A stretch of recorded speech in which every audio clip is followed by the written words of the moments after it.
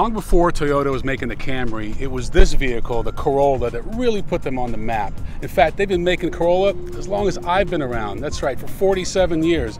And this is the 11th generation Corolla. And this thing is by far the best Corolla, as expected. But it's hard to believe that they've sold over 40 million of these globally. And I have a feeling this one is just going to keep selling more. Even though Toyota really invented the compact sedan segment in America, and they were switching new Corollas on average every 4 to 4.5 years, it's been about 6 years since the Corolla got updated. So they really had to bring it, and this is what we have here. All new styling. This thing is sleeker, it's longer, it's lower, it's wider, and it's sportier. And that's what Corolla needed to do to be relevant again in the segment, even though they were still leading the segment in sales up until this very month. Even though the United States is by far the biggest market for the Corolla, in fact, over 10 million have been sold since the start of the Corolla, the focus for the engineers in redesigning this 11th generation Corolla was to give it more of a European feel. In fact, the three things they really wanted to focus on in general for this car are handling, visibility, and comfort. And I think they've done a pretty good job with 2 out of 3 of those. Now, there are 4 trim levels: the base L, you have an LE, you have an Eco model, and those all kind of look the same. This is the S, and it gets this piano black grille, as they call it. It looks a lot better than the rest. It feels nicer on the inside. You have different sport gauges. I certainly think this is the one to get, but they've also come to the table with good pricing. You can get a typical Corolla for around $18,000 to $19,000, and it's very well equipped. All Corolla trim levels get a carryover engine, which is the 1.8 liter 4-cylinder engine. It's a good solid engine. Where Toyota has really made some improvements is with the transmission. So I'll try to walk you through this. The base model, which is the L, gets a 6-speed manual or a 4-speed automatic, which Toyota is going to get a lot of grief for because this is a time when everyone has 5- and 6-speed automatics. Nevertheless, that's a small volume vehicle. This S is available with the CVT or with a 6-speed manual, which was a lot of fun to drive, but the CVT is the big news. It gets 7 shift points, so it kind of makes you feel like you're driving a Steptronic, even though it really is a CVT. It is very efficient. In fact, if you get the model, which is the Eco model, you can get 42 miles to the gallon on the highway, and that's thanks to a lot of technology under the hood. They've made some adjustments. In fact, that engine gets 140 horsepower versus 132 for the rest of the models. Overall, they've done a good job. 42 is a number that I think a lot of car companies would be very happy for a vehicle of this size. If you're in the market for a compact sedan, there's a good chance that fuel economy is very high on your list. The Corolla delivers with 42 miles to the gallon with the Eco model, 38 with the other models. Those are very respectable numbers with the best in the segment. The first thing you notice when you get into the new Corolla is what an amazing improvement they've made over the outgoing model. They were kind enough to have the 2013 here for us to compare to, and there is no comparison.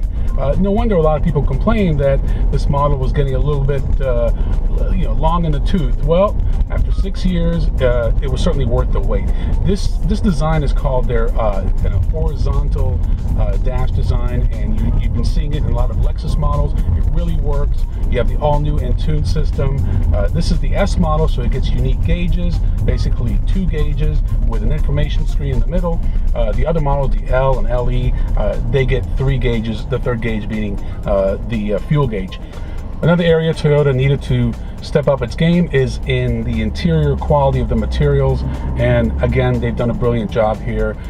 This clearly went from one of the least impressive interiors in the segment to now one of the more impressive interiors. I love the piano black. I love the fact that there's a separate clock right here in between the vents.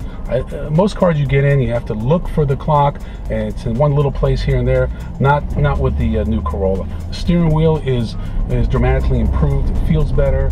You have new controls here that make it easier to control your basic functions like the radio and volume, cruise control, etc. All right, so let's talk about what's important, which is how does this car ride? How does it handle? We did have it on some twisties today, and it's certainly a huge improvement, but I still don't think they're quite there as far as being a Jetta. But that's okay, because I don't think the typical Corolla buyer is wanting their vehicle to drive like a Jetta. I think they want this thing to be bulletproof, They want this thing to have great resale value. They want it to be comfortable, have good visibility. Check, check, check. They did all that very well. Now, onto the CVT. Those of you who know me know I'm not a fan of CVTs. But guess what?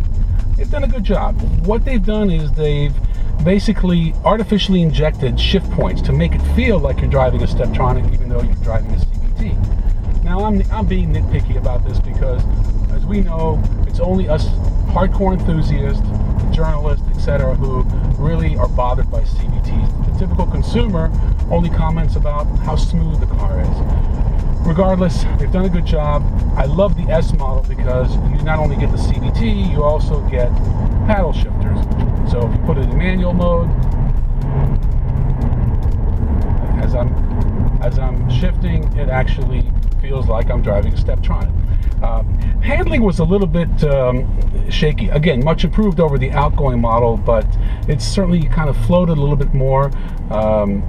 We denoted a lot of understeer in the vehicle, but again, these are minor things that I am being picky as an enthusiast, and I know that the typical buyer is not going to be concerned with.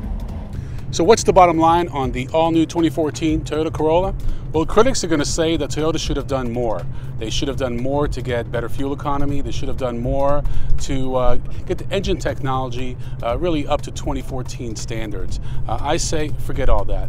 This is the grandfather of all compact sedans. We're going to rate it a solid 88. At the end of the day, this really is a Civic and Corolla segment. Now, there are a lot of other fine cars, and I wouldn't say that there's one thing that the Corolla does better than everybody else, but when you put it all together, it's a solid vehicle.